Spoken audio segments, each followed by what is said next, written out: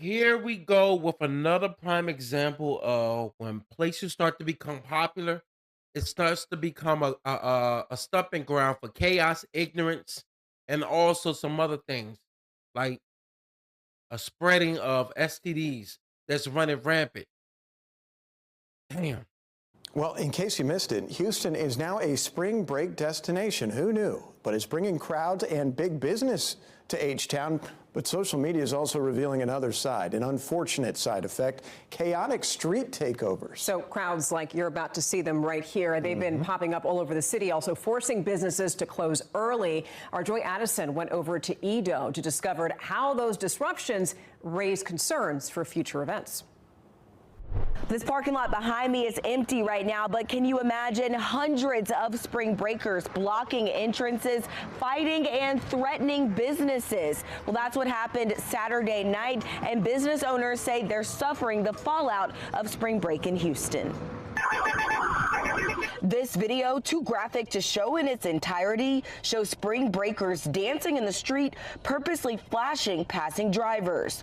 Those activities spilled into nearby parking lots, causing mayhem. It was quite a mob outside. Bar owner Neil Fernandez says his East Downtown business was surrounded by people who were not even customers. Just dozens, in some cases 100 or more, just kids just in the parking lot. He shares a parking lot with the Exxon Mobil gas station on the corner of McKinney and Sampson, one of several lots taken over by hundreds of spring breakers. Several fights broke out, forcing nearby businesses and even this gas station to shut down early. We do like 65–70% of our revenue after 10 p.m. This goes to show you why it's not a good look when it comes to certain cultures. And I'm speaking of my people.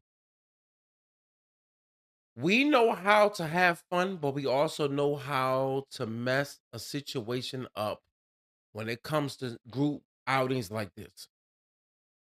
They blurred out Jones out in the street twerking. And you know why they blurred it out.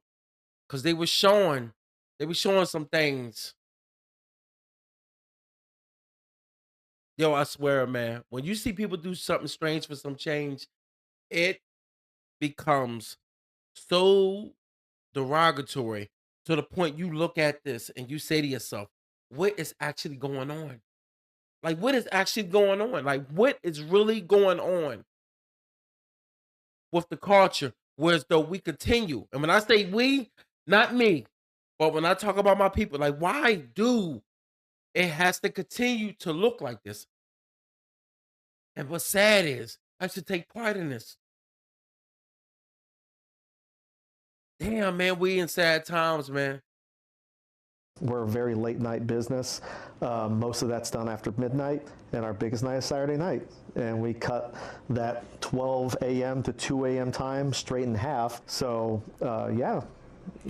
probably lost a couple $1,000s in revenue alone just from that. For residents, the chaos hit close to home. Mandy Koger says some visitors brought the party into neighborhoods, damaging property and ignoring rules. She had to stop several parties at her Airbnb. There was one time we looked in the backyard because we kept seeing these notifications, and there's like 20 people outside, and I'm like, wait, what? City leaders say the behavior is unacceptable and are exploring ways to hold the club owners and promoters responsible for drawing crowds that quickly got out of control. The club owners should not tolerate this kind of behavior.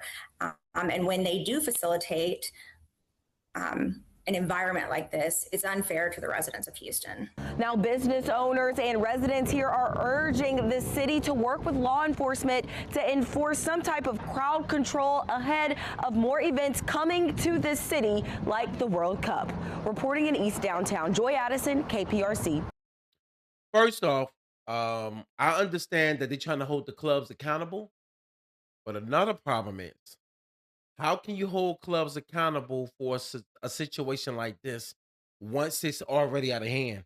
Like, I don't understand and see how you can hold the clubs accountable. But like when you have a club that's popping,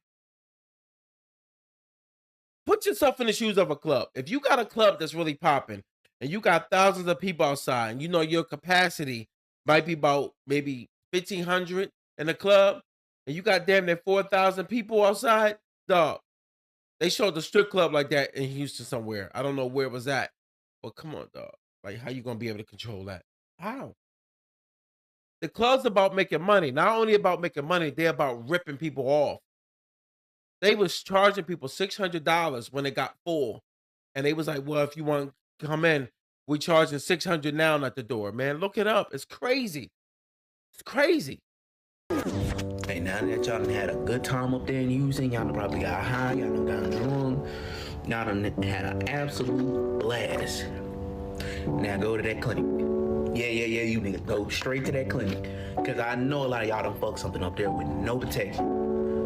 And you know Houston is like the #1 city in this state when it comes to HIVs. And a lot of y'all are burning enough to piss out lava. So just go ahead, make it easy for yourself. Go on to that clinic and just pray to God. Just give it to God that it's something curable. Because a lot of y'all little freaky selves done crack something and y'all don't know what he or she got. So just go ahead and go to that clinic. This is how you know Houston is running rampant. When you look up the STDs and everything that's popping off up in Houston, don't get it twisted. Atlanta was that up there, and they still up there. Hate to say this, Philly up there too. It's been like all the cities that are black cities, popping cities, whereas though you got a majority of blacks. You know what I mean? My people, I say blacks like I'm not black, but I'm just saying, like I'm being honest, man. It's like we killing ourselves slowly. We running rampant. We got some of the nastiest things happening in our culture. Not to say that it's not happening elsewhere, but dog, we are running rampant when it comes to STDs and diseases. It is, man. I don't know what happened, but it's out of hand. Out of hand. You heifers went out there to Houston to start acting the fool, showing your tail feather. Come on, after you go get your results, come follow. Even to the men, come follow. Cause yeah, you're gonna need a support group. I'm here for you. My name is YT Wake 'em Up, and I approve this message. I love that Houston is ranking as a top destination for spring break. But listen, as an auntie, I'm going to tell you, have big fun. Have all the fun you want to. The rodeo, the concerts, the pools, everything else, you know. But you should know that Houston ranks #9 in the nation for HIV and STD rates. So have the big fun that you want to. But please, as an auntie, I want you to be safe. I want you to make good choices. I want you to drink your water. I want you to make good choices while you're having your big fun, because that big fun has consequences, life-term consequences, okay? So have your fun, but be safe. As lifelong. Hey, as you can tell, it's a beautiful lady right there. I don't know if you've been to Houston. I don't know if you met anybody that's from the Texas area. I have. Tell you, Texas got some of the most beautiful women. Texas reminds me of Atlanta. But the sad part about it is these women are not only beautiful, but they're shaped right. They look good. They thick in the right places. And they effing. That's where we at, y'all. Damn. Like and subscribe. Good luck.